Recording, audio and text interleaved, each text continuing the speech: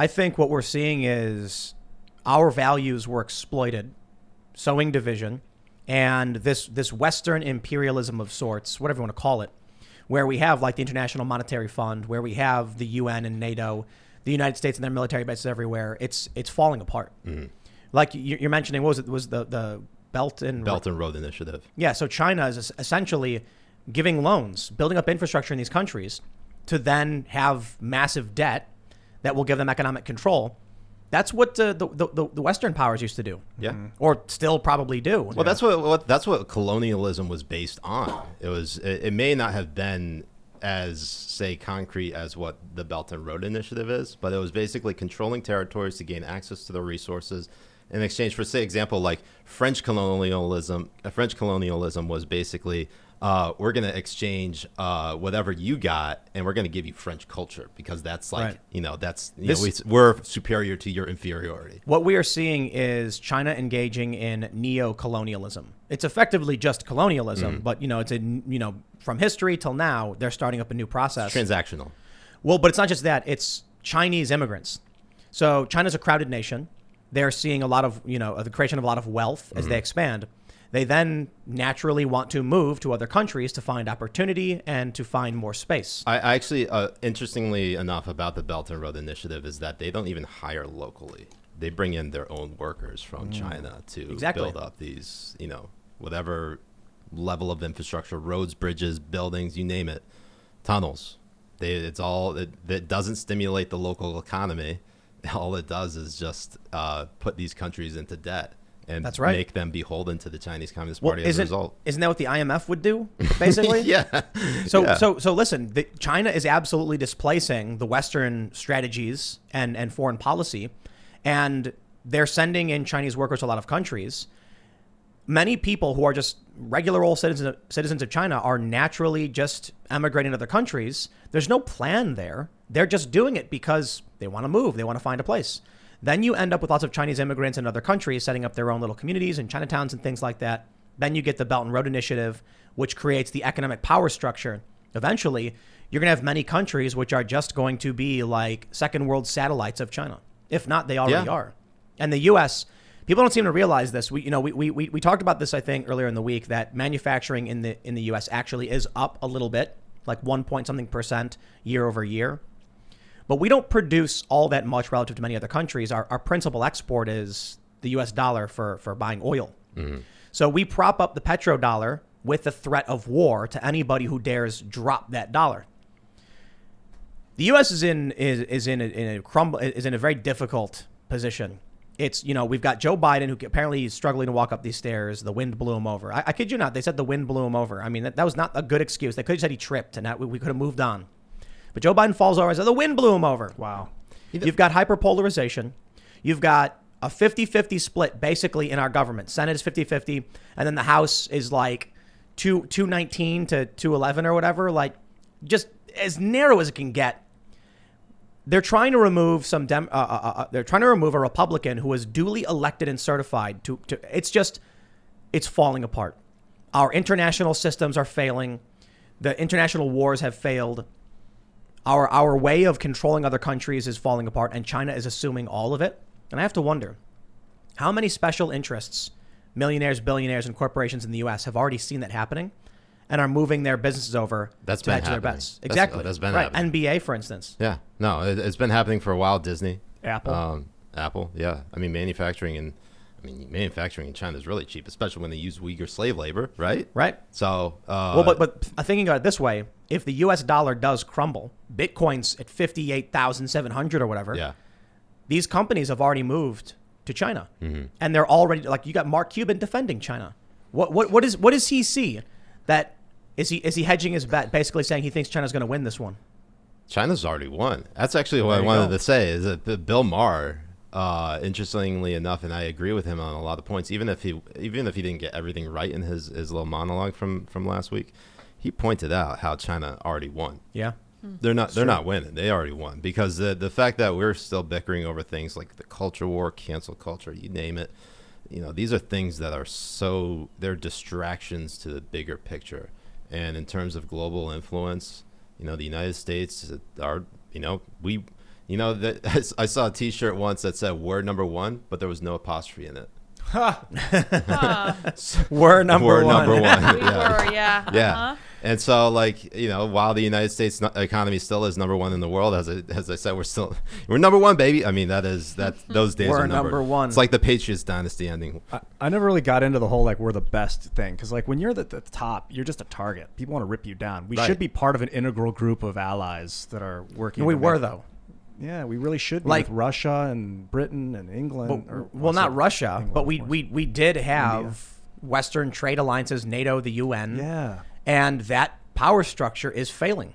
I mean, look, the coalition that went into Libya, was it like France, you know, the US, a couple other countries, I guess. Look at the coalition of the willing or whatever Yeah. going to Iraq. It Oh, wasn't yeah. just the US. It was a bunch of different countries expressing this, you know, control. I mean, well, after 9/11, it was they invoked Article 5 of NATO, getting us to the point where we had every NATO nation, as well as we got Australia, New Zealand involved in basically the invasion of Afghanistan, which then turned into the invasion of Iraq.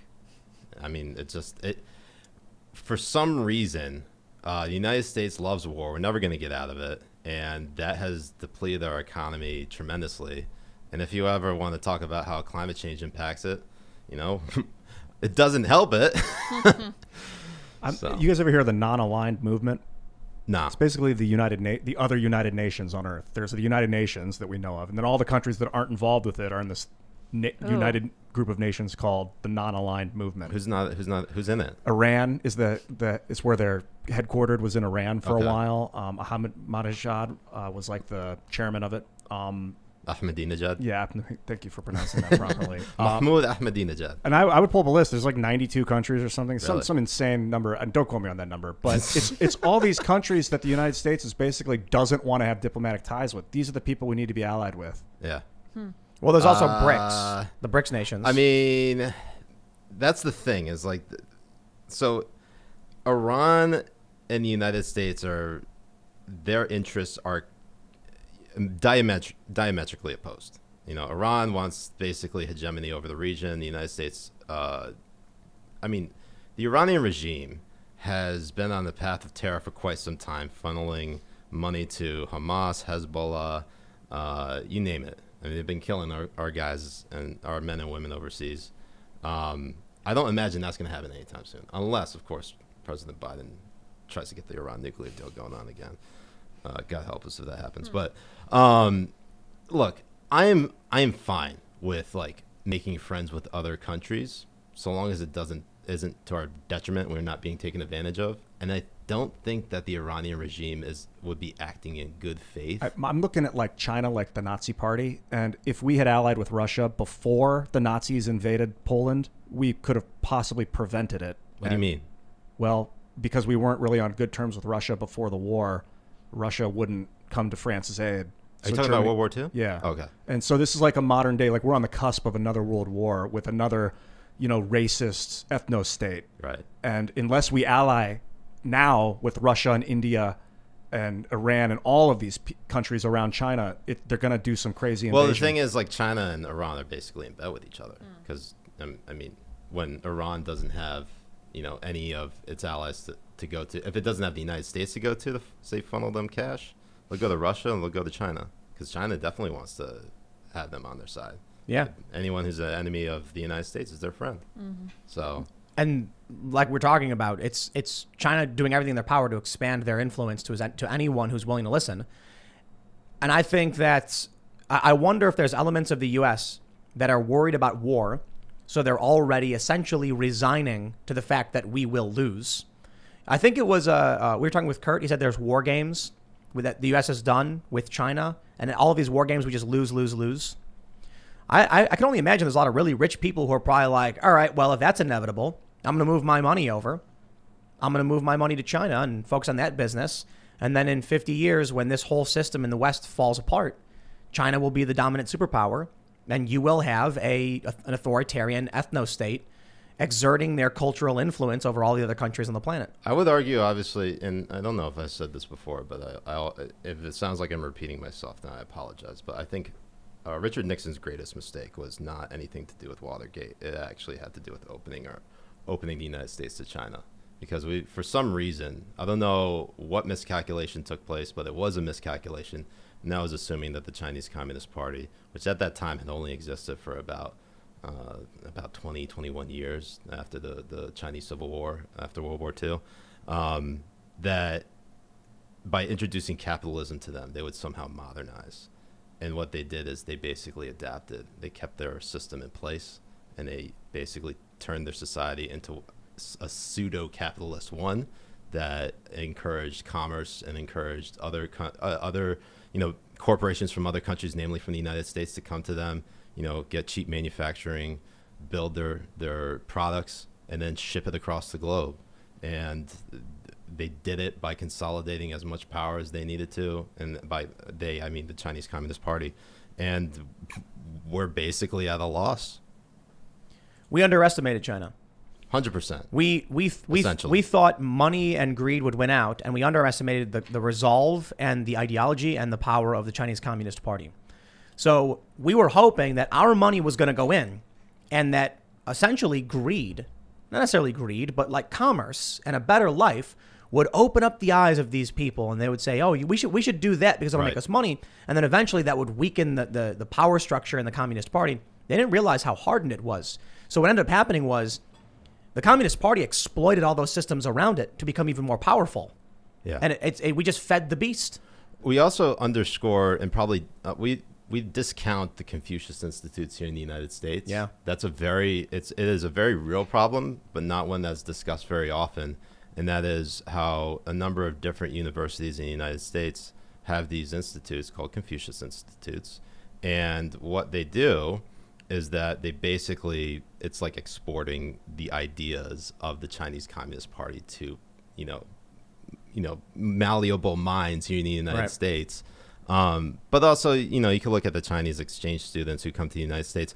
And I'm not saying that them coming here is bad, but what ends up happening is they start to adopt some, values that we here in America embrace. They start to get, maybe think that like American values are actually much better than Chinese values, and they correct that issue right away. They have like sort of a self-policing system, and so if any exchange student gets out of line, they're gone. Yeah, I think, man, it's like we're on the back end of that bell curve. It's the golden age is over for us. We've been infiltrated. It's been real, guys. Yeah, it's been fun. Great. Video games were fun. Buy Bitcoin. No financial advice. I'm buying Bitcoin. Buy GameStop. It concerns me. Actually, don't buy GameStop. No, China bought a bunch of Bitcoin. A lot of Bitcoin. Oh, yeah. So thanks for checking out this clip from the Timcast IRL podcast. If you want to see the full show, come back to this channel, youtube.com/TimcastIRL, Monday through Friday at 8 p.m., where you can leave comments and super chat, and we actually will read your comments on the show. Don't forget to like, share, subscribe, and if you want exclusive members-only content, segments you can't get anywhere else, go to timcast.com, become a member, and we even have full bonus episodes. Thanks for hanging out, and we'll see you all next time.